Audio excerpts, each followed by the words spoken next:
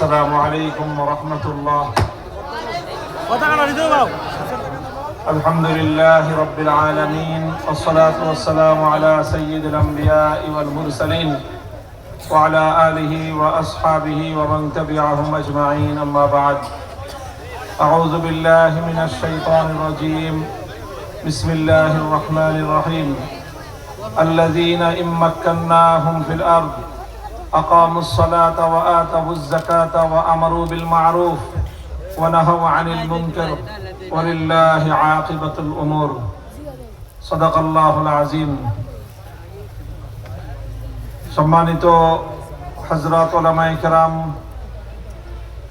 সুধীবৃন্দ, শ্রদ্ধাভাজন আমার মুরব্বী সাহেবান, সমবেত ইসলাম প্রিয়, কোরআন প্রেমিক, নবী প্রেমিক, তাওহীদি মুসলমান ভাই ও বন্ধুগণ, পর্দার অন্তরালের আমার সম্মানিত মা ও বোনেরা, আমি আপনাদের সম্মুখে পবিত্র কোরআনে কারীমের সূরাতুল হজ্জের 41 নম্বর আয়াতটি তেলাওয়াত করেছি। এই আয়াতের মধ্যে আল্লাহ রাব্বুল আলামিন ঈমানদার এবং মুমিনদের একটা বৈশিষ্ট্য এবং চরিত্রের কথা উল্লেখ করেছেন। আল্লাহ বলেছেন যে আমি যদি ঈমানদারদেরকে ক্ষমতা প্রদান করি, তাহলে ঈমানদাররা, মুমিন মুসলমানগণ ক্ষমতায় গিয়ে কি করবে, এটা আল্লাহ বলেছেন। কোরআনে কারীমের এই আয়াত থেকে প্রথম বোঝা যায় ক্ষমতা দেওয়ার মালিককে আল্লাহ, এবং এই জায়গাটাতেই ইসলামের সাথে মানব রচিত যতগুলো মতবাদ আছে সবগুলো মতবাদের মৌলিক তফাৎ এই জায়গায়। ইসলাম বলে যে যারা যখনই পৃথিবীতে ক্ষমতা পাবে তারা আল্লাহর পক্ষ থেকে ক্ষমতা প্রাপ্ত হবে, সুতরাং তারা এমন কিছু করার অধিকার রাখে না যেটা আল্লাহ পাক রব্বুল আলামিনের নিকট গ্রহণযোগ্য নয়। এই জন্য ইসলাম বলে যে আইন তৈরি করার, বিধান তৈরি করার একচ্ছত্র ক্ষমতা একমাত্র কার? আল্লাহর। পৃথিবীর কোন সরকার, কোন রাষ্ট্র, কোন পার্লামেন্ট, কোন আইন পরিষদ, কোন মন্ত্রী পরিষদ, কোন বিচার ব্যবস্থা, আদালত, কারোর জন্যই আল্লাহর আইনের বিরুদ্ধে কোন আইন করার অধিকার নাই। যদি কেউ করে, কোন বিচারক, কোন আদালত, কোন মন্ত্রী পরিষদ, কোন রাজা বাদশাহ, কোন পার্লামেন্ট যদি আল্লাহর আইনের বিরুদ্ধে আইন করে, তারা সরাসরি খোদার সঙ্গে, আল্লাহর সঙ্গে বিদ্রোহ করলো, তারা আল্লাহর বিপক্ষে দাঁড়ালো। আমরা জানি না পৃথিবীতে মানুষ কি করে এই দুঃসাহস দেখায় যে আল্লাহর কাউন্টার পার্ট হয়ে আল্লাহর আইনের বিরুদ্ধে চ্যালেঞ্জ করে নিজের আইন তৈরি করতে পারে। এত বড় খোদাদ্রোহী, এত বড় অপরাধী, পৃথিবীতে কাফের বেঈমানদের চেয়েও বড় অপরাধী হলো তারা যারা আল্লাহর আইনের বিরুদ্ধে আইন করে। কারণ বেঈমান কাফেররা আল্লাহর বিরুদ্ধে গিয়ে আরেক অন্য কাউকে উপাসনা করে। তারা মূর্তির পূজা করে, কেউ কেউ অগ্নি পূজা করে, কেউ সূর্যের পূজা করে, কিন্তু তারা নিজেরা নিজেদেরকে আল্লাহর বিরুদ্ধে প্রতিপক্ষ হিসেবে নিজেদেরকে দাঁড় করায় না। কথা বুঝতেছেন? যারা মূর্তি পূজক তারা বলে যে মূর্তি এটা হলো আল্লাহর প্রতিপক্ষ। আমরা বলি ইবাদত হবে একমাত্র আল্লাহর, মূর্তি পূজারীরা বলে ইবাদত হবে কার? মূর্তি। অর্থাৎ তারা মূর্তিকে আল্লাহর প্রতিপক্ষ দাঁড় করালো, নিজেদেরকে না। কিন্তু যারা আল্লাহর আইনের বিরুদ্ধে আইন করে তারা নিজেরা নিজেদেরকে আল্লাহর প্রতিপক্ষ হিসেবে সাব্যস্ত করলো। এই জন্য আমাদেরকে সর্বপ্রথম যারা আমরা আল্লাহকে বিশ্বাস করি, যারা নিজেদেরকে মুমিন বলে মনে করি, আমাদের সর্বপ্রথম এই কথাটা নিজের অন্তরের মধ্যে গেঁথে রাখা দরকার যে আমি বিশ্বাসী মানুষ হিসেবে আর আল্লাহর আইনের বিরুদ্ধে কোন আইনকে আমি যেমন সমর্থন করতে পারি না, আল্লাহর আইনের বিরুদ্ধে যারা আইন তৈরি করে, আইন তৈরি করার ক্ষমতা আল্লাহর কাছ থেকে যারা নিজেদের হাতে কেড়ে নেয়, ওই সমস্ত খোদাদ্রোহীদের পক্ষেও আমরা থাকতে পারি না। আল্লাযীনা ইম্মাক্কান্নাহুম ফিল আরদ, তাহলে ক্ষমতার প্রকৃত মালিক কে? আল্লাহ। ক্ষমতা দেন কে? আল্লাহ। আবার সীমা লঙ্ঘন করলে ক্ষমতা কেড়ে নেন কে? আল্লাহ। কাজেই ক্ষমতার মালিক আল্লাহ। সরকার হলো আল্লাহর পক্ষ থেকে ক্ষমতাকে ম্যানেজ করে পরিচালনা করার অধিকারী। আল্লাহর পক্ষ থেকে আল্লাহর দেওয়া বিধান অনুযায়ী জনগণকে পরিচালনা করার দায়িত্বশীল হলো সরকার। আল্লাহ বলতেছেন ঈমানদাররা যদি ক্ষমতা পায় কি করবে? এক নম্বর কাজ তারা করবে আকামুস সালাত, তারা সমাজে মুসলমানদের মধ্যে নামাজ কায়েম করবে। দুই নম্বর কাজ করবে তারা আতাউজ যাকাত, তারা সমাজের মধ্যে যাকাত ব্যবস্থা বাস্তবায়ন করবে। তিন নম্বর কাজ করবে তারা আমারু বিল মারুফ, সৎ কাজের আদেশ জারি করবে। চার নম্বর কাজ হবে ওয়ানাহাউ আনিল মুনকার, তারা অসৎ কাজে নিষেধাজ্ঞা জারি করবে। অন্যায় কাজে, পাপাচারের কাজে, গুনাহের কাজে, নাফরমানির কাজে নিষেধাজ্ঞা জারি করা এটা হলো সরকারের দায়িত্ব, যদি সরকার ইমানদার হয়ে থাকে।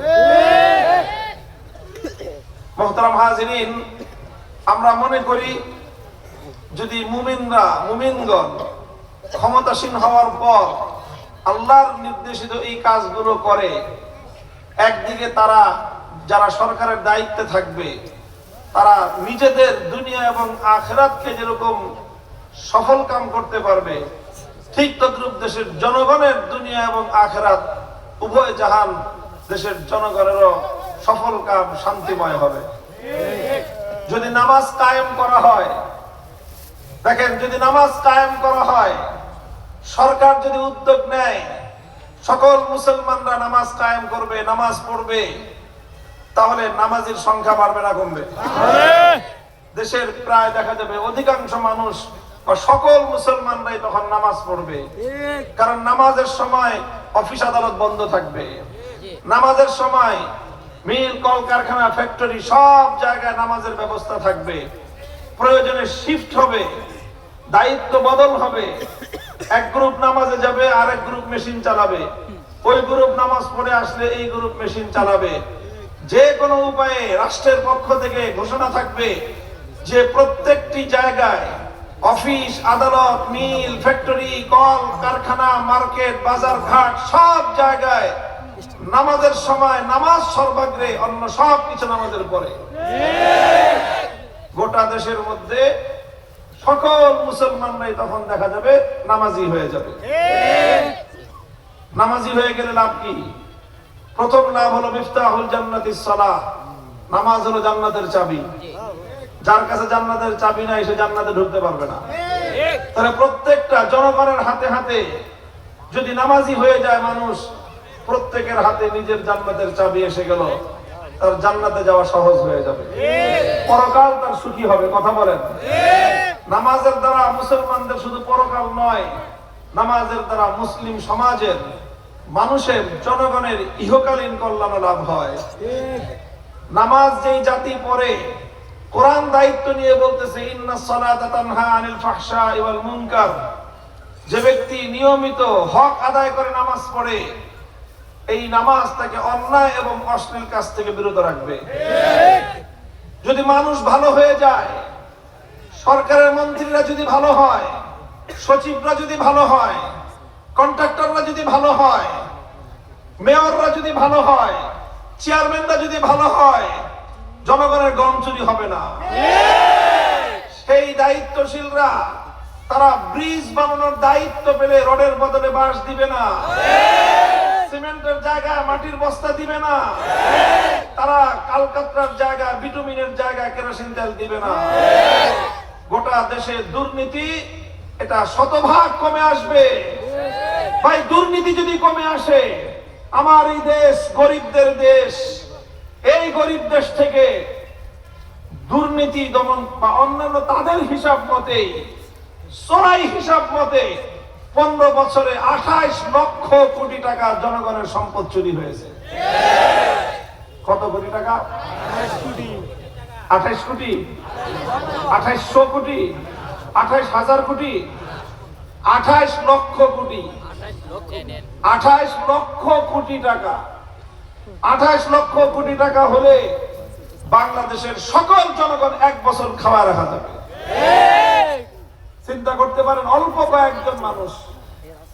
কয়েকজন মানুষ তারা গোটা দেশের মানুষের 28 লক্ষ কোটি টাকা লোপাট করেছে। তো যদি সমাজের সর্বত্র দায়িত্বশীলদের মধ্যে নামাজ কায়েম হয়, তাহলে কশ্চিনকালও এইরকম দুর্নীতি থাকতে পারে না।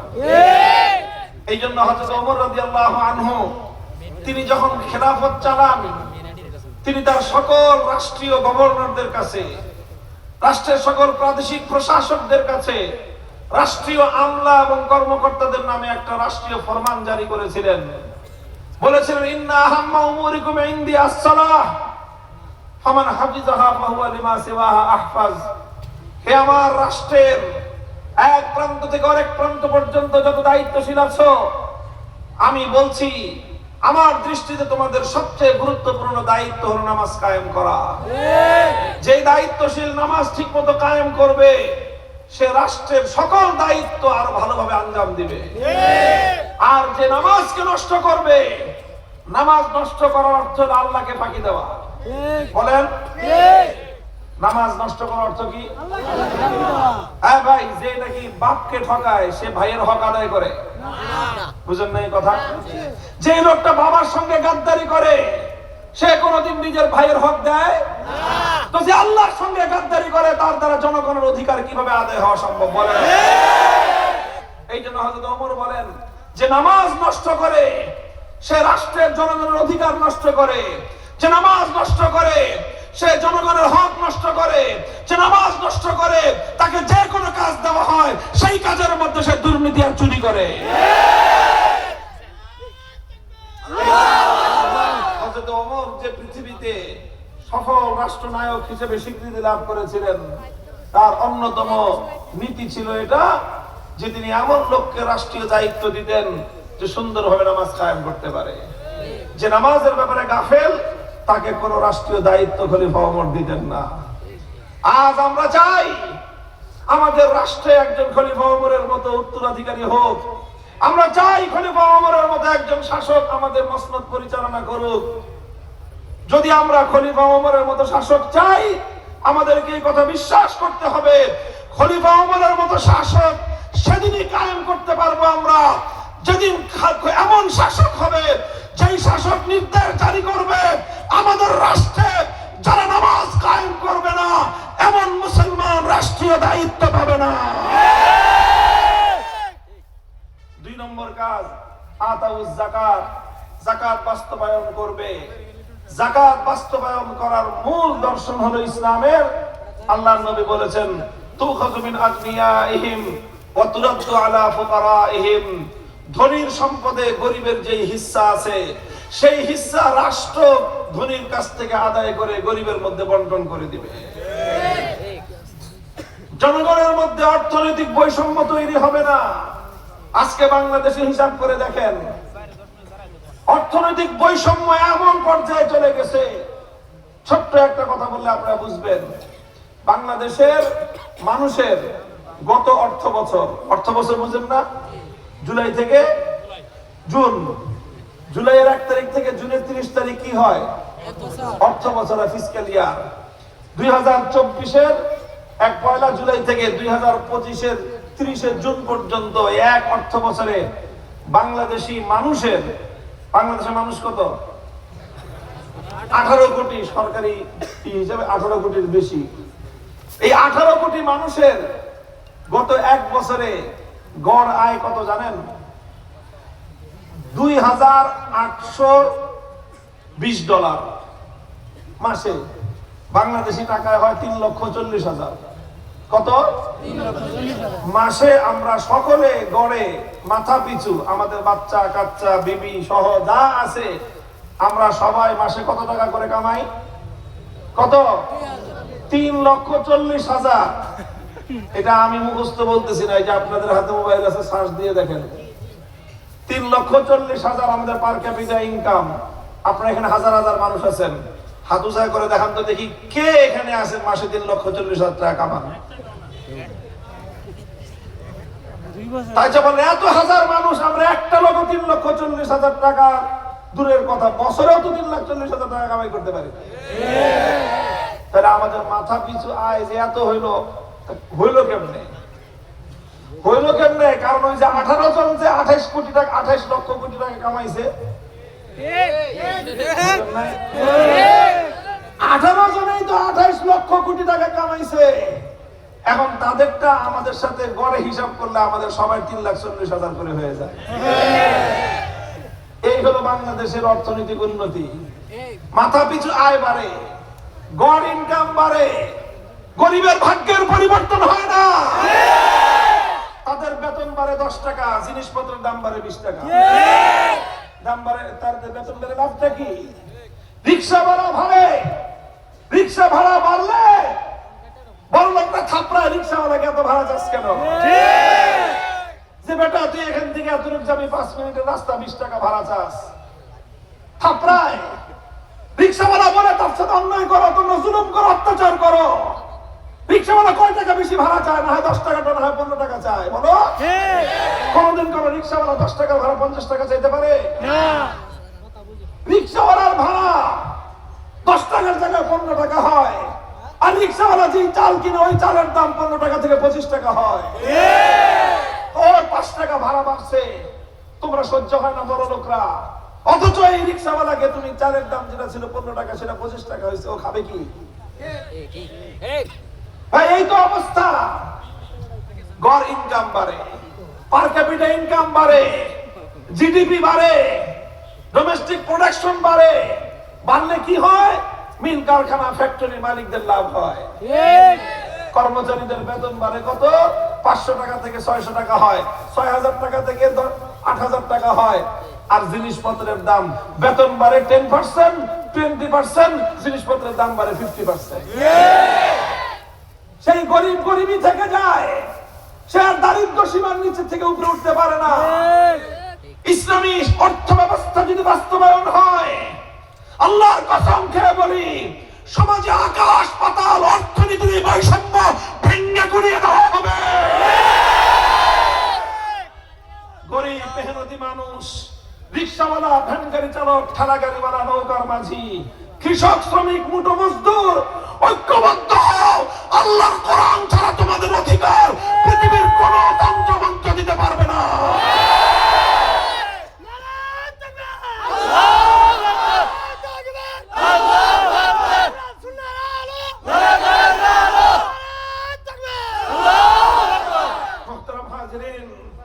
আমরা বলি কথাগুলো আপনাদেরকে, পুঁজিবাদী পশ্চিমা সমাজ ব্যবস্থা লাথি মারেন, উৎখাত করেন এই জমিন থেকে। এমন সাহসী শাসক দরকার, যেই শাসকরা এদেশের মানুষকে মুক্ত এবং স্বাধীন করতে পারবে। আমি বলি, আমাদের পূর্বপুরুষরা 190 বছর লড়াই করে ব্রিটিশকে এই দেশ থেকে বিতাড়িত করেছিল। ব্রিটিশরা বিতাড়িত হওয়ার পর আমরা স্বাধীনতা পেয়েছি। কি স্বাধীনতা? আমরা পেয়েছি মানচিত্রের স্বাধীনতা, আমরা পেয়েছি পতাকার স্বাধীনতা। দেশ এবং জাতির স্বাধীনতা আজও আমরা পাই না। পাকিস্তানের 24 বছর, বাংলাদেশের 55 বছর, প্রায় 80 বছর ধরে এদেশের আদালত চলে ব্রিটিশের ব্যবস্থা অনুযায়ী। এদেশের শিক্ষা মন্ত্রণালয়, শিক্ষা ব্যবস্থা, স্কুল, কলেজ, ইউনিভার্সিটি চলে ব্রিটিশ প্রবর্তিত শিক্ষা কারিকুলাম অনুযায়ী। এদেশের প্রশাসন, সচিবালয়, মন্ত্রণালয় থেকে পার্লামেন্ট সব চলে ব্রিটিশ প্রবর্তিত শাসন ব্যবস্থা অনুযায়ী। বিচারে আদালতে চলে ব্রিটিশের ব্যবস্থা, পার্লামেন্টে চলে ব্রিটিশের ব্যবস্থা, মন্ত্রণালয়ে চলে ব্রিটিশের ব্যবস্থা, সচিবালয়ে চলে ব্রিটিশের ব্যবস্থা, শিক্ষাঙ্গনে চলে ব্রিটিশের ব্যবস্থা। এজন্য বলি, পতাকা স্বাধীন হয়েছে, মানচিত্র স্বাধীন হয়েছে, দেশ এখনো স্বাধীন হয় না। আসো, হে আমার জাতি, তোমরা বিশ্বাস করো আল কোরআনের শাসন ছাড়া মুক্তি স্বাধীনতার বিকল্প কোনো রাস্তা না। পুঁজিবাদী অর্থ ব্যবস্থা, পশ্চিমা ইহুদি খ্রিস্টানদের প্রবর্তিত সমাজ এবং প্রশাসন ব্যবস্থা ভেঙে গুড়িয়ে দিতে হবে। হিম্মত করো, যদি আমরা হিম্মত করতে পারি এই দেশের রং বদলে যাবে, জনতার ভাগ্যের পরিবর্তন হবে। আল্লাহর বিধান বাস্তবায়িত হলে মানুষে মানুষে বৈষম্য বলতে কিছুই থাকবে না। সহস্রাধিক তাজা প্রাণ ধরেছে 24-এর বিপ্লবে। স্বপ্ন ছিল বৈষম্যহীন বাংলাদেশ। এই বৈষম্যহীন বাংলাদেশ যদি করতে চাও, আসো জাতি ধর্ম বর্ণ নির্বিশেষে খেলাফতের শাসন কায়েম করি। আমাদের স্লোগান এই জন্যই, ধর্ম বর্ণ ভিন্ন মত সবার জন্য খেলাফত। বলেন, ধর্ম বর্ণ ভিন্ন মত সবার জন্য, ধর্ম বর্ণ ভিন্ন মত। এই খেলাফতের শাসন ব্যবস্থা আবার ফিরে আনতে হবে। মুসলমান যারা বিভিন্ন তন্ত্রমন্ত্রের রাজনীতি করেন, বিভিন্ন তন্ত্রমন্ত্রের নীতি করেন, তওবা করেন, আসেন হাতে হাত মিলাই। আলেম ওলামারা রাষ্ট্র ক্ষমতা পরিচালনার জন্য লালায়িত না। যদি আজ বাংলাদেশের বড় রাজনৈতিক দলগুলো দায়িত্ব নেয় যে আমরা আল্লাহর কোরআনের শাসন কায়েম করব, আল্লাহর শপথ করে বলি, আলেম সমাজ তাদেরকে সহযোগিতা করবেন, সমর্থন দিবেন। আর যদি বড় রাজনৈতিক দলগুলো সিদ্ধান্ত নেয় যে না, আমাদের পক্ষে পশ্চিমা সমাজ ব্যবস্থা, ইউরোপ আমেরিকার গণতন্ত্রকে বাদ দিয়ে, তাদের বিচার ব্যবস্থা বাদ দিয়ে, সেই ব্রিটিশ প্রবর্তিত প্রশাসন শাসন ব্যবস্থা বিচার ব্যবস্থা বাদ দিয়ে রাষ্ট্র পরিচালনা করা আমাদের পক্ষে সম্ভব নয়, এটা যদি বলে, সেই সকল রাজনৈতিক দলগুলোকে লাল কার্ড দেখে বিদায় করতে হবে।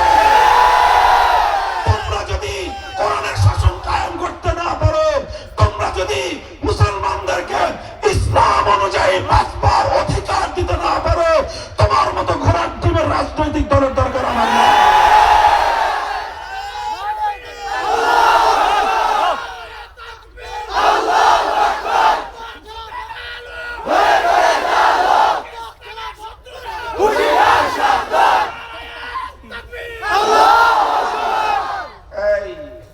খালি স্লোগান, শুধু স্লোগান দিয়ে পরিবর্তন আসবে না, শুধু আবেগ দিয়ে পরিবর্তন আসবে না। জনগণ আপনাদেরকে সিদ্ধান্ত নিতে হবে যে আপনারা কতকাল আর এইভাবে ধোঁকাবাজি, প্রতারণা আর জনতার অধিকার নিয়ে ছিনিমিনি খেলার রাজনীতির হাতে বন্দী থাকবেন। আপনারা সিদ্ধান্ত গ্রহণ করেন। আমরা প্রস্তুত, আমরা প্রস্তুত এই রাষ্ট্রের দায়িত্ব গ্রহণ করবার জন্য। আমি দায়িত্ব নিয়ে বলছি, আমাদের কোরআনী ব্যবস্থার হাতে এই দেশটা ছেড়ে দেন। 5 বছরে 80 বছরের সকল শূন্যতাকে দূর করে বিশ্ব দরবারে মাথা উঁচু করা জাতিকে পরিণত করে দেবো আমরা ইনশাআল্লাহ। আল্লাহ পাক রব্বুল আলামিন আমাদেরকে কবুল করেন, তৌফিক দান করেন। কোরআনের কথা সারা জীবন বলেছি, এবার যেন আমরা কোরআনকে সমাজে বাস্তবায়ন করে কোরআনের সুফল ঘরে ঘরে পৌঁছে দেওয়ার সুযোগ আল্লাহ পাক আমাদেরকে দান করেন। আলহামদুলিল্লাহি রাব্বিল আলামিন। আসসালামু আলাইকুম ওয়া রাহমাতুল্লাহ।